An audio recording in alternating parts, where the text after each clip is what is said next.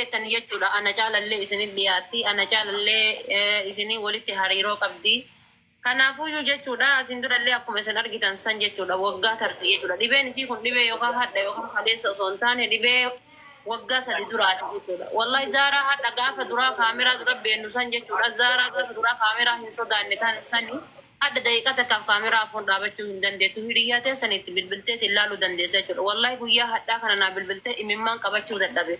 Fuulli kun irraa dhumatee foon qaama isii kun hundi irraa dhumatee jechuudha. Daaraan kun irraan bahee jechuudha. Osoo hadda gachiiftee duute maal taate jedhamee waan gaafatamuu miti jechuudha. Muyyattiin tun garuu nu malee nama biroo hin qabdu. Haadha Faatee Mubaarik Olgalchi Mubaarik harkisi. Nu malee nama biroo hin qabdu namni galuu barbaade yoo argateen galchaan nama harkisa naan hin jedhinaan. Namni galuu barbaade abaaboo filaaworii akkuma nasirii akkuma asliidha yoo inni hin galcha malee nama akkaan isin jedhee harkisa natiin ta'udha. Dengada jechuudha iluun faati jechuudha mucattii nama haati ijoollee tagaafa duraa sunillee hin jirti ni beektanii jechuudha. Osoo sun jirtu iyyuu garuu tun emergensiidha dirqama nurratti dirqama. Gargaaramuu qabdii guyyaatti laakkoo hin qabnu yeroo itti qabuu hin qabnu jedheetiin iluun faati jechuudha. Makiillee sheeritti goone manuma kiyya kana keessatti haasayanii sabiti qabanii jechuudha. Sabiti kanatti jechuudha qaban akkuma sa'aatii.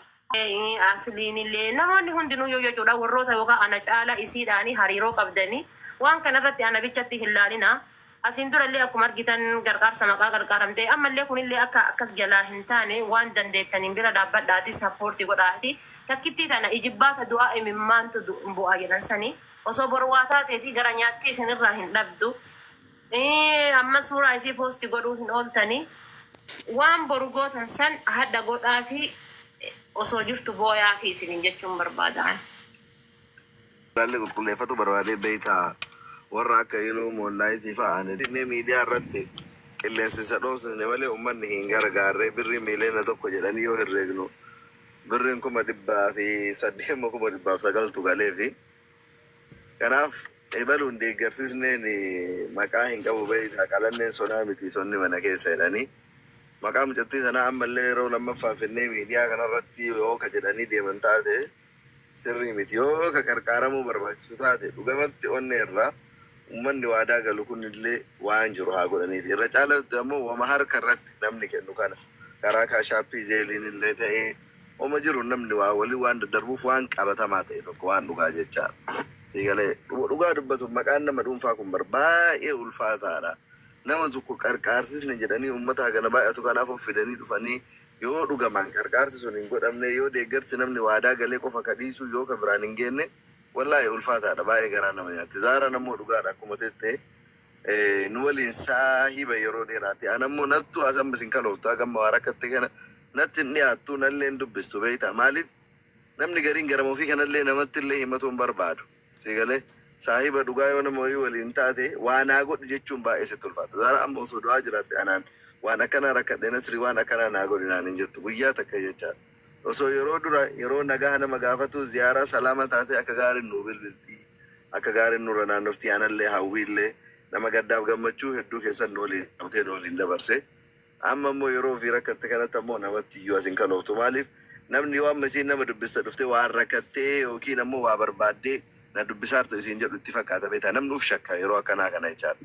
Kanaaf anama mo'ettiin tun maanatti illee dhiyaannee maanatti illee himannee jechuu hin danda'u hin hubadhaaf waan ta'eef rabbiin fayyaa isii guutuu isii haa kennu nullee isii waliin dhaabannaa anillee yeroo sanitti keessaanillee naa bilbilii osoo yoo namni wayii waa ta'e gaafuma inni du'e gaafuma inni waa ta'e qofa profaayilii nama godhatu osoo hin taane dhugama. Gaafuma namni jiru akka amma Muniirfaati godhan kana profaayilii irra nama godhatanii jirama isaa kana haa dhaqqabannuu jechuun namummaadhaa beekumsa. Kanaaf warri yaada kana kaastanillee warri yaada kana hin utumne jettanii biyya alaa keessaallee ijoolleen teenna waliin dhaabannetta wallaahi rabbi sinaa kabajuu rabbi sinaa jaallatu. Dhugaadha deeggarsi Oromoo kun hin baay'ataa miidiyaa kanarra uumama deeggarsaati ammoo fayyaa namoo daanyaa rabbii jetti Oromoollee yoo mammaaktu namni wanti guddaan ni'imaa caale wallaahi wanti akka fayyaa addunyaa kanarra hin jiru. Irra caalatti hundi keessan adada soomtanii salaantaniin amantii keessaniin du'aa'ii kadhadhaa fi rabbi fayyaa isii guutuu isii haa deebisuu fi osoo fayyaa qabaattee isiinuu mucattii dalagattee nyaattuu dalagattee ofirra dabartee namallee gargaartuu turte har'a fayyatu sakaalee lafatti deebise waan ta'eef kana akkasitti akka hubattanii fi bira dhaabattanii isiniin jedha galatoomaa. Ofii keessaniifillee namoota itti dhidhiyaatan akkuma deengadda kunoo gaafa gargaarsa uummata keenya shirkaa obboleeyyan kan kee hiriyoota kan kee dubbiftee birrii takkallee haa taatu lamallee irraa haa taatu fuutee jechuudha xiqqaate birrii 50 meeqa fuutee ni gara biyyaatti galchitanii waan akkanii sanillee nuuf godhaa isiniin jedha. An garuu haga kan koo haga danda'uun wallaahi ijoollee obboleeyyan kan koo keessaanitti boohee keessaanitti haasa'ee jechuudha. Hamma danda'ullee godheefii jira. Hagattii tanaayyuu jechuudha dhugaa rabbii daqiiqa takkaaf nama dhaabbachuu danda'uu fi miti zaaraani bilbilii fi nasrii maaliif namni gaafa kufee gaafa dadhabe kanuma dhaabatutuyyuu ol jedhee gad jedheetiin ol qabaa jechuudha. Gaafa ansi biratti kufee simmaana bira dhaabatutuyyuu ol jedheetiin ol na qaba malee aniin kufe suni ol ka'eetiin ol sin qabuu jechuudha. Kanaafi dawwalaa fi hawwiinis obboleettii isii turtee gaafa rakkoo turtee warra sirri walitti dhiyaatan turanii dawwalaa fi amshiir jedhaanii amshiir jechuun keessaniin iyyuu mallaqa caala. Hadda nama naa dawwalee eessa jirtaa maalirra buute naan jedhu iyyuu dhabe jettee wallaahi mimmaan kana bootti. Zaaraan hadda fiizikaala kana qabdu meetti dawwaliiti viidiyoodhaan laale wallaahi fuula isii keessa laaluu sodaattaa jechuudha. Fuuluma isii kana keessa laaluu fiizikaalli hundi irraa dhumatee jechuudha. Argitanii namni jechuudha fayyaani. Daanya rabbiiti jabaa hunda sakaalti hayyoo hunda sakaalti ka hinjira jedhe hunda sakaalti ka anatu jabaadha jedhe hunda sakaalti jechuudha. Zaaraan gaafa miidiyaa kanarra jirtu yookaan haga kiyyaayyuu haga asliitu hanga hafarsootu hanga namoota tokko tokkootuyyuu nama hin quudne jechuudha. Margi zaaraan irra ejjattuyyuu ol jedhee nama hin quuqu. Zaaraan guyyaa takkaaf nama zanneessitee hin beektu. Guyyaa takkaaf namni zanni itti badee hin beeku jechuudha. Afaan isiiti bayanii jecha hamtuu takka namaan jettee hin beektu. Guyyaa takka jechi badduun takka jechi namni itti qaanfatu afaan isiiti bahee hin beeku. Hundi kennaayyuu ni beenna. Garuu hadda bakka isiin kufte kanatti yoo irra dhaabannee nuti oli hin qabne hundi kennaayyuu lakkeen akkasii yookaan ammoo waan akkasiiti inshaallah jennee lalaafifneet hin jenne ammallee maqa badii ta'aa jechuudha. Maqama badii homa gaafa duraa maqaan isiiti xuraa'e san qofa ta'aafi jechuudha. Kanaaf hundi keessaniyyuu amaana rabbii isinitti haa ta'u namoota beektanillee keessaan dudubbisaati. Itti haasayaati birrii shayyoo taate isiidhaaf waan guddoodha. Kiniiniin fayyaa takkittiidhaa daqiiqaa takka yeroo takka isiin liqimsitu birrii 1,000 bitamaafi.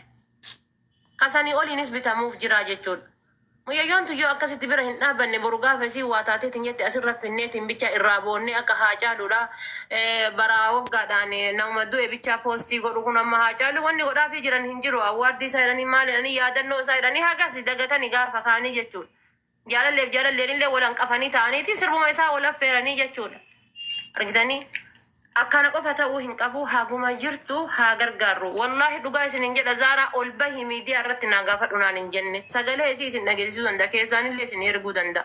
Ana miidiyaa irratti nan baasini homa kiniiniidhaaf bishaan hin bitadheetiin itti liqimsu hiriyootuma kan kee naa gaggaafadhu. Namootuma itti a'aantu naa gaggaafadhu. Ana miidiyaa irratti nan baasin hamilee kiyyatu na cabaa. Osoo dhibameeyyuu ani hin fayyu. Boru maannaan jedhan gaafa nu gabbahee uffadheet hin dubbadhe maannaan jedhan waan jettutu qalbii tiyya keessa na jira hin dubbatinii naan jedhaa turte dhugaa rabbii isiniin jedha miidiyaa irra baateetiin hin haasayinii. Wama dandeettu namoota dandeettu naa gaafadhu jedhaa turte. Hadda nama danda'u bichaa yoo gaafadhee fi nasrii bichaa gaafadhee nasriin $50 kan erguuf yoo ta'e yookaan aslii gaafadhee $20 kan erguuf yoo ta'e dhibee mucattii tanaa yaala argataa jira argataa hin jiru jechuudha. Wanni takka wanni isiin godhachuu dandeettu hin jiru. Taaksii irraayyuu hin haftu oovarii irraayyuu hin haftu jechuudha. Kanaafan jecha gara miidiyaa kanaa dhufee dubbadhe malee anis dubbachuu